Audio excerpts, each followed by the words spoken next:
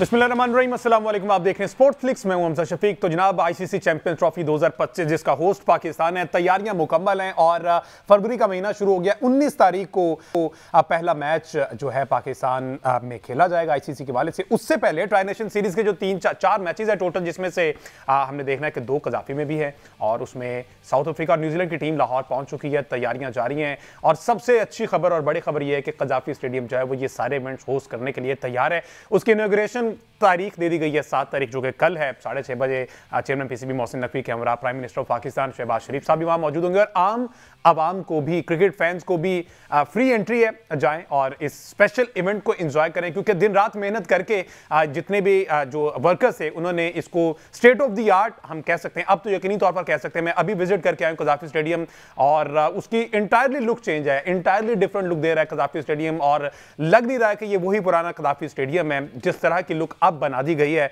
सारी सूरत पर बात करेंगे। फॉर्मर कैप्टन सलमान भट्ट साहब स्टूडियो में मौजूद होंगे, इसके साथ अहमद सईद ने भी ज्वाइन किया है। वेलकम बोथ ऑफ यू जी। अहमद सईद साहब, आप इससे आगाज कर लेते हैं। डेफिनेटली आपने भी कजाफी का दौरा किया, वहां पे देखा है और इनॉग्रेशन कल है उनकी, और जरा ये बताएं कि सारी तैयारियां मुकम्मल कर ली गई हैं, क्योंकि हमने तो स्क्रीन पे सारी चीजें पॉजिटिव बतानी है, लेकिन कोई अगर नेगेटिव चीज रह भी गई है, कोई लूप होल रह भी गई है आपकी नजर में जो आपने देखा हो या इधर उधर से आपको पता चला, तो वो भी हुकाम बाला तक हमें खबर पहुंचाना तुम्हारा फर्ज है। देखिए, सबसे पहले तो वो लोग जो पिछले 3 माह से जो है वो ये कह रहे थे कि इनसे नहीं हो पाएगा, उनके लिए ये पैगाम है कि हमने कर दिखाया है। वो लोग जो पिछले 3 साल से, पिछले 2 माह से 3 माह से मुसलसल जो है वो तनकीद का निशाना बना रहे थे पाकिस्तान क्रिकेट बोर्ड को, कि पाकिस्तान क्रिकेट बोर्ड ने 28 साल बाद आईसीसी का जो मिलने वाला एक इवेंट है उसके लिए अपनी तैयारियां नामुकम्मल छोड़ रखी हैं। ये इतने कम वक्त में कैसे स्टेडियम बना लेंगे, इतने कम वक्त में किस तरह से इंफ्रास्ट्रक्चर डेवलप होगा, और एक पूरा स्टेडियम उसको दोबारा से रीवैम्प करना, उसको दोबारा से रीस्ट्रक्चर करना, दोबारा से तामीर करना, इस मुश्किल टास्क को, इस ऑलमोस्ट नामुकम्मल टास्क को चेयरमैन पीसीबी मोहसिन नकवी और उनके हाथ में काम करने वाली टीम ने जो है वो मुमकिन कर दिखाया। और सिर्फ 177 रोज़ के अंदर यूँ कह लीजिए कि एक पूरा का पूरा नया स्टेडियम जो एक नया मंजर पेश कर रहा है शायकीन के लिए, जिसकी इफ्तिताही तकरीब जो है वो कल होने जा रही है। तो ये उन लोगों को मुंह तोड़ जवाब है जो मुसलसल जो है वो तनकीद का निशाना बना रहे थे पाकिस्तान क्रिकेट बोर्ड की इंतजामिया को भी, और पाकिस्तान को बतौर मुल्क भी जो है वो तनकीद का निशाना बना रहे थे। तो हम मुकम्मल तैयार हैं चैंपियंस ट्रॉफी के लिए। हम दुनिया को ये पैगाम देना चाहते हैं कि पाकिस्तान एक पुरअमन मुल्क है। पाकिस्तान में आने वाली जितनी भी टीम्स हैं, जितनी भी स्पोर्ट्स पाकिस्तान में हो रही हैं, वो सारी एक अच्छे एनवायरनमेंट के अंदर हो सकती है। हम सिक्योरिटी का भी इंतजाम कर सकते हैं, हम इंफ्रास्ट्रक्चर को भी डेवलप कर सकते हैं, और ये एक बहुत ही पॉजिटिव मैसेज है जो पूरी दुनिया को जाएगा। और कल जिस इफ्ताही तकरीब का आपने तज़किरा किया है उसका अगर मैं आपके सामने अहवाल रखूँ, तफसीलात रखूँ, तो कल शायकीन को जो है वो एंट्री फ्री दी गई है। और मुझे तो कल ये लग रहा है कि कल लाहौर शहर में ट्रैवल करना इसलिए बहुत मुश्किल हो जाएगा कि शायकीन जो है वो जिस बेताबी से इंतज़ार कर रहे थे इस स्टेडियम की रहनुमाई का, और जिस तरह से मुझे लग रहा है कि वो टूट पड़ेंगे कल उस स्टेडियम के ऊपर, तो एक बहुत ही शानदार मंजर जो हमें देखने को मिलेगा। एक बहुत लंबे अरसे के बाद पाकिस्तान क्रिकेट के शायकीन तरस गए थे इस लम्हे के लिए। पाकिस्तान में जो होने वाले जो क्रिकेट है वो इस लम्हे का इंतजार कर रही थी, और आखिरकार वो लम्हा आन पहुंचा है कि पाकिस्तान अपने आप को मुकम्मल तौर पर तैयार कर चुका है आईसीसी के एक इवेंट को होस्ट करने के लिए। और आफ्टर 1996 में पाकिस्तान ने वर्ल्ड कप की मेज़बानी की, जो एशिया में खेला गया। उस वर्ल्ड कप का जो फाइनल था वो कजाफी स्टेडियम में ऑस्ट्रेलिया और श्रीलंका की टीमों के माबैन खेला गया, जिसको श्रीलंका की टीम ने विन किया। आफ्टर 25 ईयर्स ऑफिशियली हम आईसीसी का जो एक इवेंट है वो होस्ट करने जा रहे हैं और इंशाल्लाह इसको यकीनी तौर पर एक अच्छे अंदाज में हम पोर्ट्रे करेंगे। और डेफिनेटली जिस तरह से अभी ये फुटेज चल रही हैं, जो स्टैंड्स हैं, और जिस तरह से ये स्टेडियम जो है ना सिर्फ कजाफी बल्कि नेशनल स्टेडियम को भी अपग्रेड किया गया, काफ़ी हद तक उसको भी बेहतर कर लिया गया है। पिंडी स्टेडियम की बात की जाए तो वो भी खासा जो है। कजाफी स्टेडियम की अगर हम बात करें तो यकीन ये नहीं भूलना चाहिए कि जिन वर्कर्स ने दिन रात काम किया है उनको भी खराज तहसीन पेश करने के लिए पीसीबी ने एक बहुत ही शानदार स्टेप के लिया है कि पीसीबी ने उन वर्कर्स को मदऊ किया है, उनके लिए एक शानदार यूँ कह लीजिए कि डिनर का एहतमाम किया गया है। और नेशनल स्टेडियम कराची की आपने बात की, तो नेशनल स्टेडियम कराची में काम करने वाले जो वर्कर्स थे उनके दरमियान एक दोस्ताना क्रिकेट का मैच भी खेला जाएगा।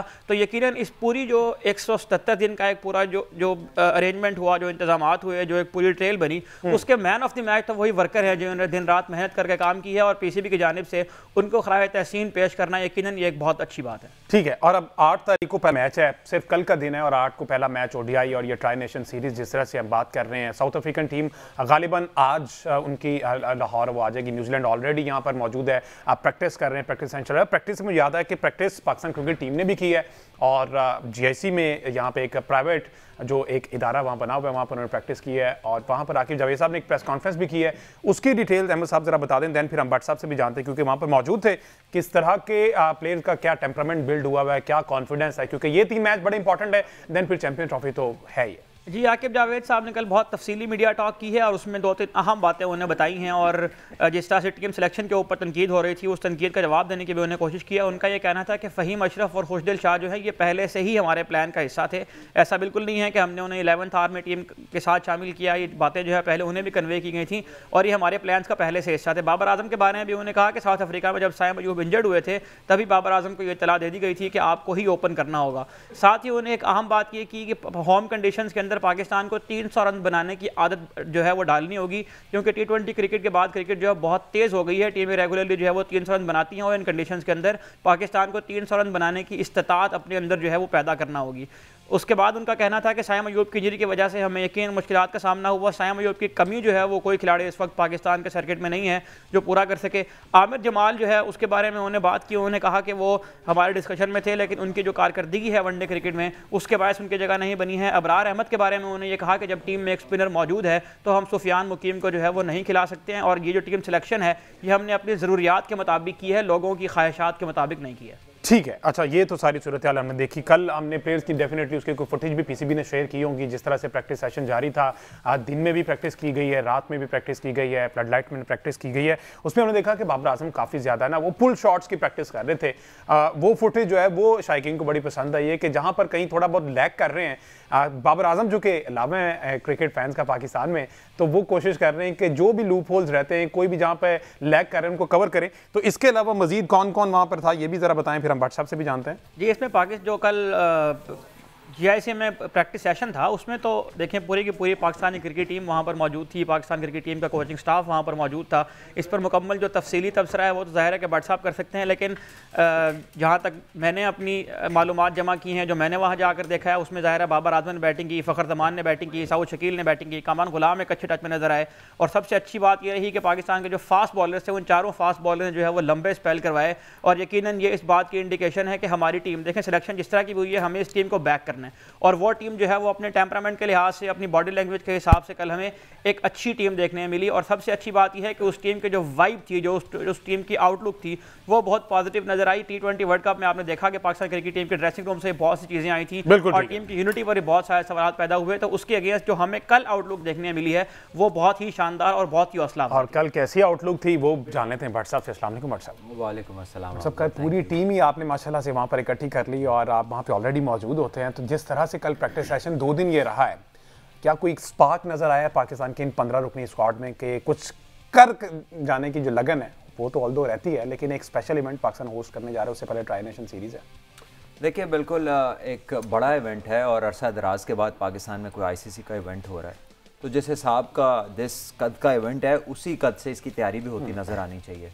और इसमें बड़ी इंपॉर्टेंट चीज़ थी, जैसे अभी मेंशन किया अहमद ने, कि चारों फास्ट बॉलर्स जो हैं उन्होंने एक तो स्पेल्स भी 2-2 3-3 किए और दूसरा ये अंदर ही रहे हैं फील्ड के। अच्छा, बैटर्स चेंज होते रहे, जाहिर है जो फील्डिंग कर रहे थे जिसकी बारी आ गई वो बारी लेने चला गया, उसकी जगह दूसरा फील्डिंग पे आ गया, जो अंदर से जल्दी आउट हो गया वो नेट्स में चला गया। तो काफ़ी बिजी रखा इन्होंने तमाम प्लेयर्स को, सपोर्ट स्टाफ भी बिजी रहा उनके साथ, हर एक को जो जो उसकी फैसिलिटेशन वो कर सकते थे प्रैक्टिस में वो उनको मिली है। और दोनों दिन बड़ी बेहतरीन पिच थी, क्योंकि जाहिर है पाकिस्तान में जब आप आए हैं तो ऑस्ट्रेलियन साउथ अफ्रीकन पिचेस तो नहीं होंगी, वो वाले कड़े इम्तिहान नहीं होंगे, यहाँ पे अच्छे बैटिंग ट्रैक्स होंगे, तो उस पर आप जब खेलते हैं तो एज अ बैटर आपको कॉन्फिडेंस आता है और एज अ बॉलर आपको बड़ा कन्फाइन होना पड़ता है, बड़े फाइन मार्जिन होते हैं, ज़रा सा आप ऑफलाइन हो तो आपको शॉट लगती है। तो हर हवाले से वो प्रैक्टिस उनके लिए बड़ी यूज़फुल थी और हमने देखा कि सभी लोग एंगेज रहे हैं। 5 घंटे का सेशन पहले दिन हुआ और महल 4 घंटे से थोड़ा ऊपर दूसरे दिन हुआ, तो काफ़ी तवील इन्होंने मेहनत की है इन 2 सेशन। अच्छा, अभी आपने कहा ना कि बैटिंग ट्रैक्स और बैटिंग फ्रेंडली विकेट जो है यहाँ पर, ये आकिब जावेद साहब ने कहा कि होम कंडीशन का फायदा उठाना चाहिए, में 300+ रन करने चाहिए, तो उस हवाले से भी कोई प्रैक्टिस जारी है? फिर देखिए बैटिंग ही करके होंगे और टॉप 6 जितना लंबा खेलेंगे तभी ये पॉसिबल है। और सिर्फ पाकिस्तान ही नहीं, यहाँ पे दूसरी टीमें भी बड़े रन्स करती हैं। आपको याद होगा जब अभी अगर थोड़े हम अरसा पीछे चले जाएं तो ऑस्ट्रेलिया की टीम जब आई थी, हाई स्कोरिंग मैचेस हुए थे, 350 रन हुए थे और फिर चेस भी हुए थे, जिसमें फ़खर जमान, इमाम और बाबर ने बड़े रन किए थे। तो ये पाकिस्तान क्रिकेट की खासियत रही है वाइट बॉल में कि हमेशा पिचेस जो है ना वो बैटर्स को बहुत सूट करती हैं और बड़े रन्स बनते हैं और एक्साइटिंग मैचेस होते हैं। तो ये चैंपियंस ट्रॉफी है, ऑल्दो कि इसको ICC once they take over the grounds तो वो पिचों को ज़रूर देखेंगे, लेकिन इन इवेंट्स में बैटिंग फ्रेंडली कंडीशंस ही मोस्टली होती है। अच्छा ठीक है, आकिब जावेद साहब ने वैसे तो बहुत सी बातें की हैं, कुछ पीसीबी को डिफेंड करने के लिए, अपने आप को डिफेंड करने के लिए, सिलेक्शन कमेटी को करने के लिए। फ़हीम अशरफ के बारे में उन्होंने कहा बट साहब कि जनाब ये हमारे जो है ना उसमें ऑलरेडी थे, पाइपलाइन में थे, इन पर काम चल रहा था, ऑल्दो हमने इनको साउथ अफ्रीका, जिम्बाब्वे, ऑस्ट्रेलिया कहीं नहीं लेके गए, लेकिन ये बैक ऑफ द माइंड हमारे थे, हमने इन पर मेहनत की है। आपको कहीं वो मेहनत नजर आई, कहीं से खबर पता चली हो कि फ़हीम अशरफ एनसीए में जनाब दिन रात एक कर रहे हैं, क्योंकि उनको बता दिया गया है कि आप उस स्क्वाड का हिस्सा होंगे, आप ना ऑस्ट्रेलिया जाएंगे, साउथ अफ्रीका जाएंगे, ना जिम्बाब्वे जाएंगे, आप यहाँ प्रैक्टिस करेंगे क्योंकि आपके होम ग्राउंड में ये मैच है। देखिए जब भी टीम अनाउंस हो जाती है ना और सर पे आ जाता है इवेंट, तो मैं अक्सर अवॉइड करता हूँ अननेसेसरी क्रिटिसिज्म को, या नेसेसरी क्रिटिसिज्म को भी थोड़ा माइल्ड रखने की कोशिश करते हैं। लेकिन ये इतना ओपन एंडेड चीज़ है कि इसको आप शेल्टर ही नहीं कर सकते। यानी आप ये बताना चाह रहे हैं कि कोई आपके चैंपियंस ट्रॉफी के पाइपलाइन में है, ना वो ऑस्ट्रेलिया के लिए अच्छा है, ना वो साउथ अफ्रीका के लिए अच्छा है, ना वो जिम्बाब्वे के लिए अच्छा है, और उसने डायरेक्ट एंट्री मारनी है सीधी ही इसके अंदर, और हो ये उनका इंटरनेशनल कमबैक रहा है। पाइपलाइन में तो वो थे जब वो आखिरी को 2 साल पहले टूर्नामेंट आईसीसी का इवेंट खेले थे, और उसके बाद से उन्होंने थोड़ा स्ट्रगल किया। और अगर डोमेस्टिक परफॉर्मेंसेस से आप इसको रिलेट करते हैं, तब भी ये 3 सीरीज में उन्हें चलो जिम्बाब्वे के खिलाफ ही सही कहीं तो नजर आना चाहिए था। बहरहाल होता यह है कि हमजा अब आके भाई के हैं, किस किस का जवाब देंगे, वो सिलेक्टर भी हैं, वो हेड कोच भी हैं, उन्होंने सिलेक्शन को भी डिफेंड करना है, उन्होंने प्लेयर्स का भी ख्याल रखना है कि कॉन्फिडेंस रहे। सो मैं उनको ब्लेम नहीं करता कि he has to go around so many things.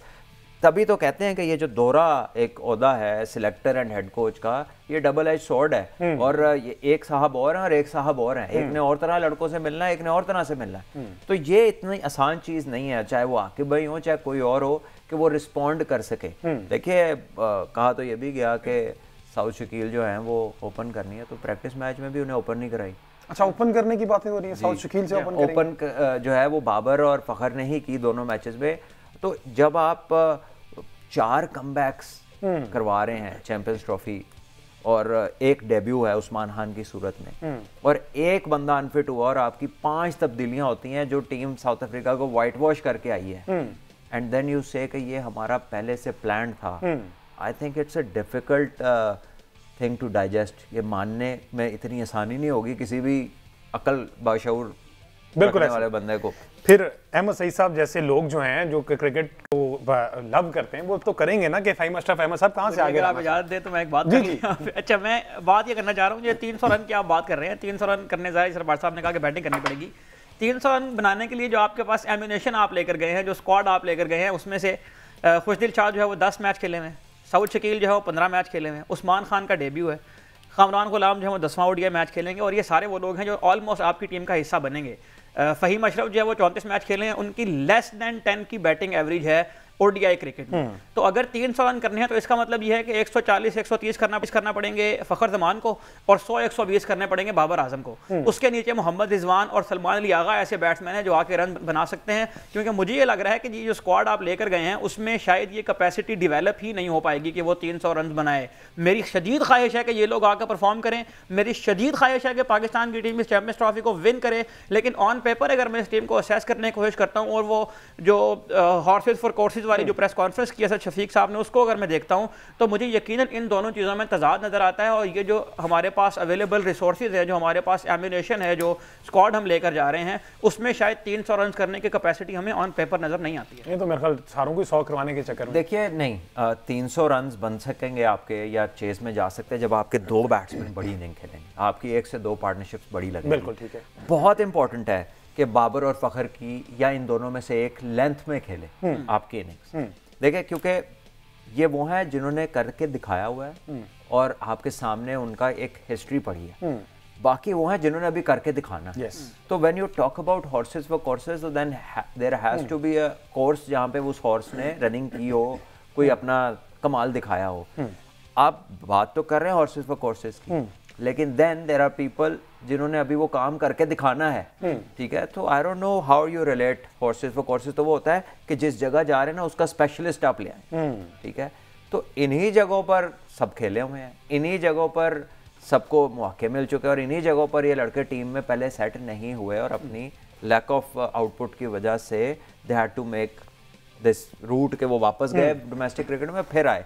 लेकिन बहरहाल अगर हम आगे चलें, ये तो सवाल वो है कि अब परफॉर्मेंस होगी तो व्हाट एन आइडिया, और अगर नहीं होगी तो ये सवाल तो अभी हैं, ये जान पकड़ेंगे। और अभी तक इनका कोई पर्टिनेंट आंसर या वेटेज वाला जो भारी जवाब होता है ना, जो रिलेट करता है कि ठग करके यार ये वजह है, वो नहीं आया। बिकॉज के आप देखिए ना कि एक सवाल तो ये भी है कि जो प्लेयर्स अच्छा करके आए उनको आपने कैंप में रख लिया, अब वो पावर हिटिंग के कैंप में वो कौन सी परफॉर्मेंस दें कि वो कंसिडर हों। और ये वो प्लेयर्स थे जिनको कैंप में भी नहीं रखा कि जाओ यार लीग खेलो, उधर उन्होंने परफॉर्मेंस दी, अब वो उस परफॉर्मेंस पे आ गए हैं, और ना ये डोमेस्टिक खेले, और जो कैंप में थे ना वो डोमेस्टिक खेले ना वो लीग खेले, तो वो क्या करके दिखाते कि उनका भी कहीं नाम कंसिडर होता। So I think in that regard Niazi would feel hard done. South Africa में जाके खेलना, ऑस्ट्रेलिया में जाकर खेलना, उन बॉलिंगों के खिलाफ उन पिचेस के ऊपर मुश्किल है, स्पेशली फॉर न्यू बॉयज, ठीक है। सो जो है अब वो हो गया है, जो है वो सबके सामने। ठीक है, एक ब्रेक लेते हैं जी, ब्रेक के बाद वापस आते हैं और फिर करते हैं कॉम्बिनेशन के वाले से दीगर टीम्स ने बनाना शुरू कर दी। ऑस्ट्रेलिया खासी मुश्किलात का शिकार है, 4 उनके मेन प्लेयर्स जो हैं वो इस टूर्नामेंट से बाहर हो गए हैं, और बहुत से ऐसे एक्सपर्ट्स हैं जो उन्हें हॉट फेवरेट करार दे चुके हैं ऑस्ट्रेलियंस को। वो तो ये भी कहेंगे इंडिया वर्सेज ऑस्ट्रेलिया फाइनल होगा। इस पर बात करते हैं एक ब्रेक के बाद। स्टे विद अस।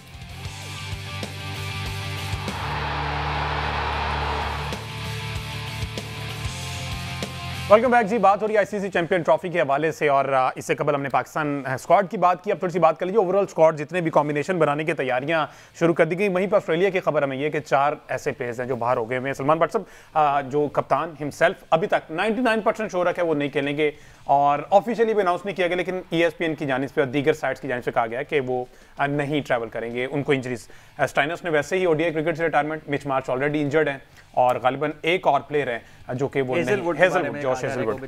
तो ये 4 प्लेयर तो बाहर हैं, और इनके बारे में ये कहा गया था कि जनाब ये फाइनल खेलेंगे ऑस्ट्रेलियन। तो बाकी बैकअप ऐसा आपकी नजर में है कि तगड़ा बैकअप इनके पास? देखिए फ्रेजर मैकगर्क, अगर हम बैटिंग की बात करें, और अगर स्टोइनिस की बात करें, ऑलराउंडर थे, तो वहाँ पे ब्यू वेबस्टर ने अभी बॉर्डर गावस्कर ट्रॉफी में अपना डेब्यू किया, बड़े इंप्रेसिव लगे वो, तो he can make the team. इसी तरह स्पेंसर जॉनसन जो उनके लेफ्ट आर्म फास्ट बॉलर थे, काफ़ी इंप्रेस किया था उन्होंने पाकिस्तान के खिलाफ, काफ़ी अच्छी बॉलिंग की, तेज़ बॉलिंग की।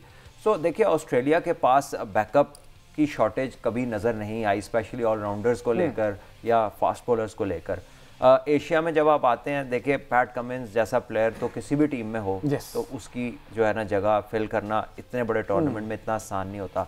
But at the same time ये किसी के लिए भी एक अपॉर्चुनिटी है कि वो अपना नाम बना सके और वो उस जगह में आके बताए कि जी मैं भी हूँ। So I think Australia with their resources still आप उनको रूल आउट नहीं कर सकते। देखिए फेवरेट ना सही, लेकिन आप ये नहीं कह सकते कि अब कोई बात ही नहीं है, मसला ही कोई नहीं है ऑस्ट्रेलिया। ये इस गलत फहमी में कभी कोई ना जाए, क्योंकि ये एक वो टीम है कि जब इस पर प्रेशर पड़ता है तो इसका रिस्पॉन्स बहुत स्ट्रांग होता है वापस, और ये इनके जेनेटिक है ये चीज़, ठीक है, इनकी जीन्स में है लड़ना और आखिर बॉल तक लड़ना, और अक्सर ये इसी तरह जीत जाते हैं।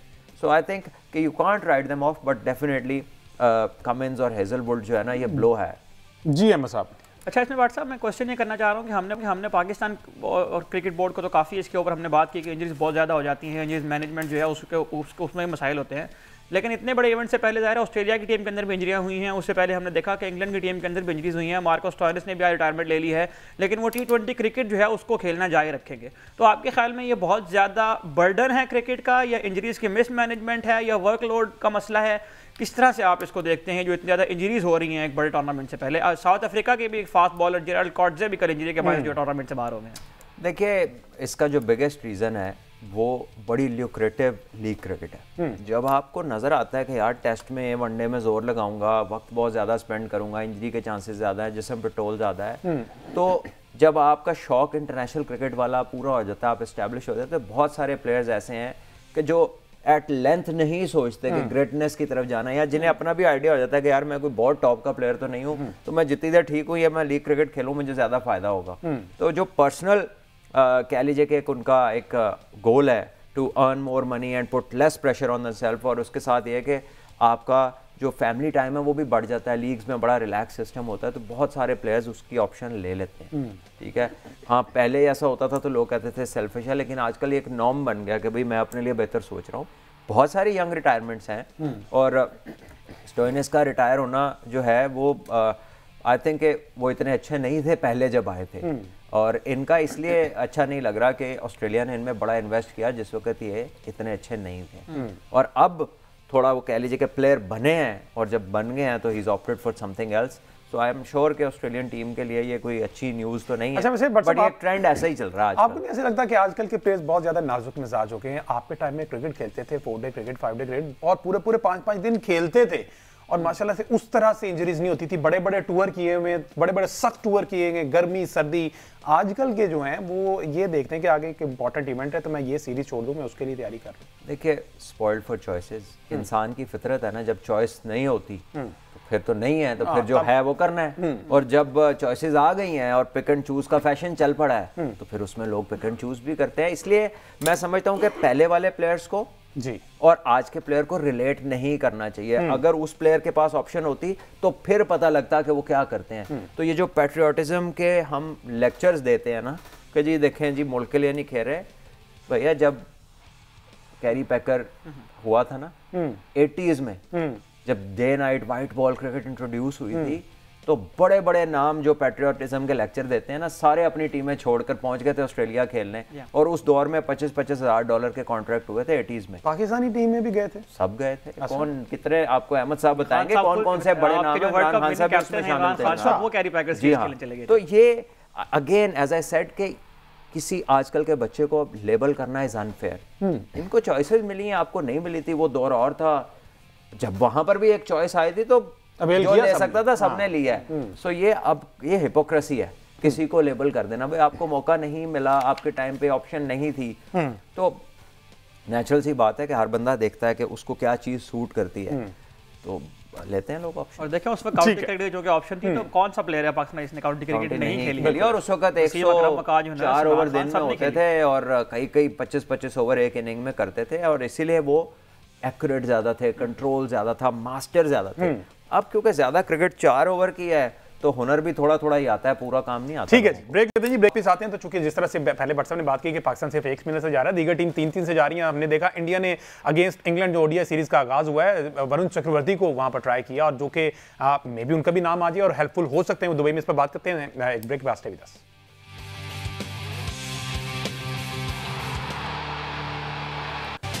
वेलकम बैक जी। बात हो रही है आईसीसी चैंपियन ट्रॉफी के हवाले से स्क्वाड्स को जिस तरह से अलाइन किया जा रहा है। पाकिस्तान स्क्वाड में सिर्फ एक जो प्रॉपर स्पिनर है इब्रार, दीगर टीम्स 2-2, 3-3, 4-4 स्पिनर्स के साथ आ रही है। पाकिस्तान अब अल्लाह जाने क्या कंडीशंस को रीड कर रहा है, किस तरह से जज कर रहा है कि एक स्पिनर के साथ गया। अगर अपार टाइमर हैं तो सलमान अली आ गए, वो पहले भी बॉल कर चुके, अच्छे बॉल करते हैं। अभी जो खबर आई है भट्ट साहब, वो वरुण चक्रवर्ती, इन्होंने वर्ल्ड कप में भी ट्राई करवाया था, उस तरह से कारआमद साबित नहीं हुए, लेकिन दीगर टीम को इन्होंने कंफ्यूज किया।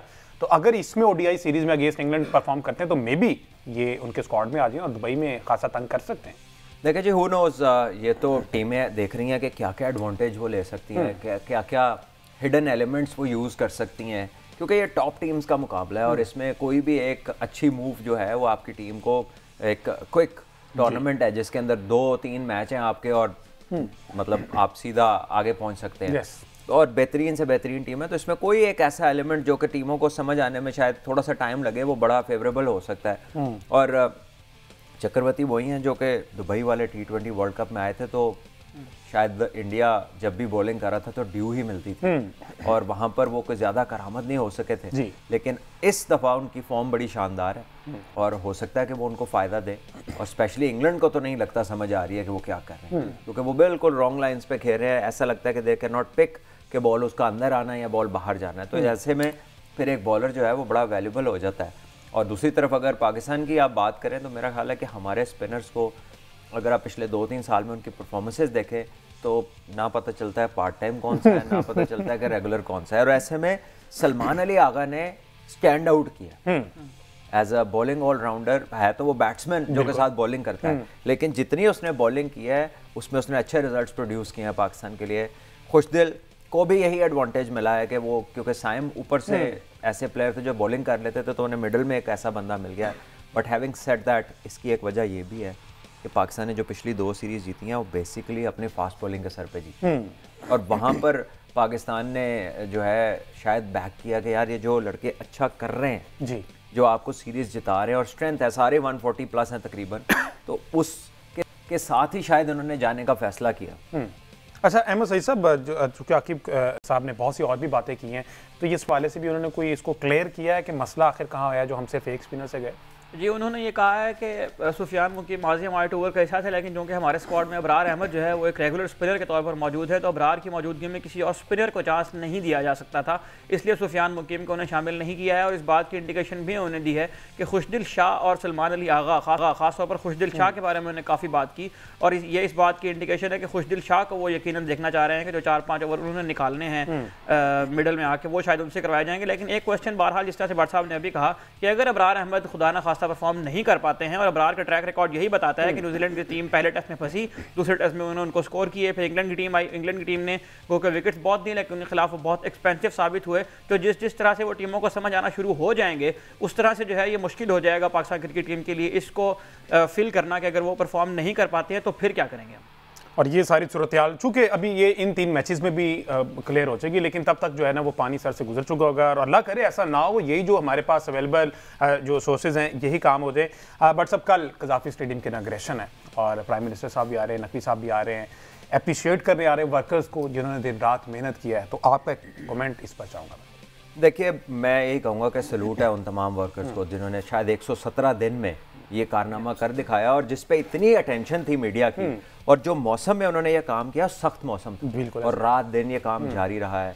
इसमें बहुत सारे लोगों ने बहुत सारा टाइम अपने प्यारों से दूर भी गुजारा होगा, बहुत सारी कुर्बानियाँ भी दी होंगी, और डेफिनेटली ये मुल्क का एक कह लें कि एट स्टेक थी एक किस्म की आपका कि यार ये बातें बड़ी करते हैं, ये नहीं होना। हर बंदा यही कहता था, स्पेशली आज तक इंडिया का मीडिया अगर आप देखें तो उसमें बहुत सारे लोग ऐसे हैं जो इसी के ऊपर तबसरे डेली करते रहे कि जी ये नहीं होना। कुछ अच्छे लोग भी थे जिन्होंने पॉजिटिव बात की, लेकिन ज़्यादातर लोग वो थे जिन्होंने कहा जी ये नहीं हो सकता। तो जी ये हो गया है अल्हम्दुलिल्लाह, और ये हमारे लोगों ने किया, और आई थिंक कि उनको जितना अप्रिशिएट किया जाए कम है। और मेरा ख्याल है कि चेयरमैन साहब को भी इसका क्रेडिट जाता है कि जिस तरह उन्होंने सड़कों पे काम किया था, जो 2-3 पुल बनवाए थे, ये भी उसी स्पीड से बना। और सबसे अच्छी बात यह है कि ये बेटर एक्सपीरियंस होगा व्यूअर का। और इसके अंदर ही एक जगह पे अब होटल भी डेवलप हो रहा है। अच्छा। और वो टनल के थ्रू टीमें जाया करेंगे, और जो सिटी पूरे में ट्रैफिक जो निज़ाम था 1 साल बाद वो भी बंद हो जाएगा ख़राब होना। और ये जो इसके आगे से उन्होंने रिमूव किया जो इसका जंगला था, उसके बाद जो सामने आने का जो रियल एक्सपीरियंस और कल वो फैंस है वो एक्सपीरियंस ले सकते हैं, फ्री में ले सकते हैं, क्योंकि उनके लिए फ्री कल जो एंट्रेंस है फैंस के जरूर दे देंगे वो कल वाला डेफिनेटली वो जरा देखें तो सही ना होगी वो सारी सिचुएशन है। मुझे दीजिए इजाजत, अल्लाह हाफ़िज़।